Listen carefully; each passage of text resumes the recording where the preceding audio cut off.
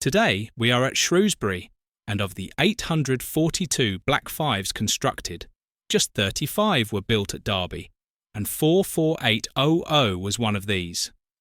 On the 6th of October 1966, she was still acting as station pilot at Shrewsbury. On the same day, 78018 and 78060 were seen heading for the sheds after bringing in a ballast train from Laniminette Quarry to Cotton Hill Yards. The locomotive shed at Shrewsbury was steeped in history. The first shed was built in 1856 by the Shrewsbury and Hereford Railway. Over time, the Great Western Railway and the London and North Western Railway both expanded the site, adding larger sheds and facilities. By 1932, a new steel-framed straight shed had been erected, with its roof renewed in 1937. The depot grew into a busy joint GWR and LMS hub, complete with a 70-foot turntable, which from above resembled a giant swimming pool. In addition to the turntable, locomotives often used the triangle near the platforms to turn before heading to the depot. Here we see 45593, Coleham arriving from Chester with a Paddington train on the 6th of October 1966 before turning on the facilities. A little later, a British Rail Type 4 diesel arrives with the Down Cambrian Coast Express, a Wolverton-built sleeping car in tow but out of service. The station pilot, 41209, is on hand to split the train for onward departure. Built in 1946, she was a pure LMS design and a familiar sight around the station. Another notable locomotive was 7803, Barcote Manor. She was a regular performer on the Cambrian Coast Express in the early 1960s, and at this time was unique among her class for carrying a larger 3,500-gallon intermediate tender. By August 1965, standards had slipped. Barcote was withdrawn in April, while 7821 Dycheat Manor appeared in deplorable condition before her withdrawal in November. She was later rescued from Woodham's scrapyard at Barry and entered preservation.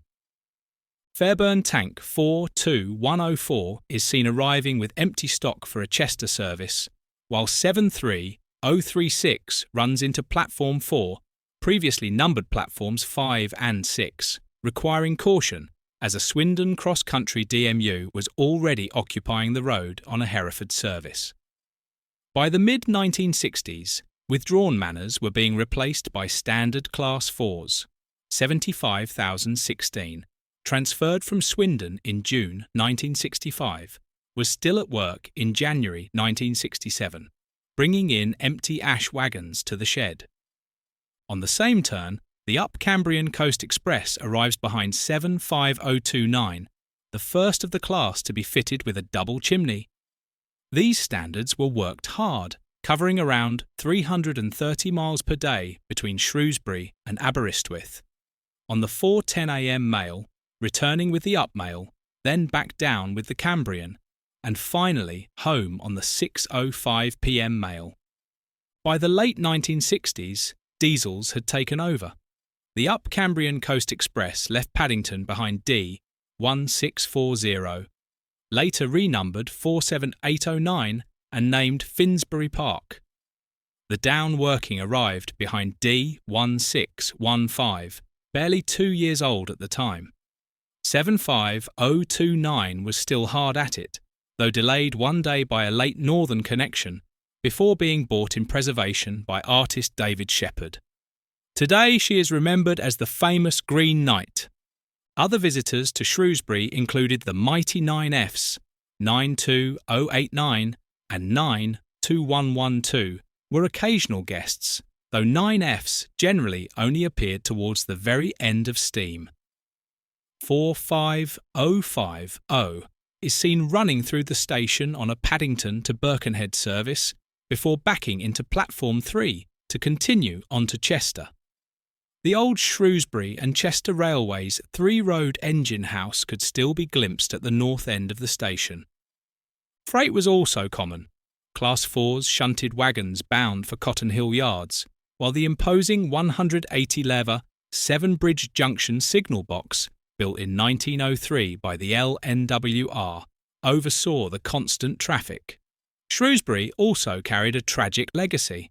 In 1907, just north of the station, the 1:20 a.m. mail train from Crewe derailed at speed, killing 18 people and injuring 31 more. By early 1967, the end of steam was in sight. 75033 worked intensively in February and went on to haul the last up-steam-hauled Cambrian Coast Express on the 4th of March. 2 days earlier, 75021 was seen at Sutton Bridge Junction, bound for Aberystwyth. Shrewsbury Shed officially closed to steam in March 1967, and by 1972, all locomotive operations there had ceased. Today, nothing remains of the old steam sheds. On the site now stands Coleham TMD, a modern network rail facility opened in 2008 for testing and maintaining trains under the ERTMS signalling system. Though the steam depot is long gone, Shrewsbury Station itself remains a Grade II listed building, its grandeur a reminder of the town's rich railway heritage.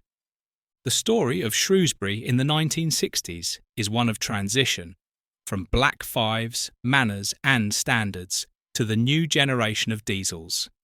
A moment frozen in time when the echoes of steam met the rumble of modernisation. If you've enjoyed this journey back to Shrewsbury's steam days, please remember to like, share and subscribe for more railway history.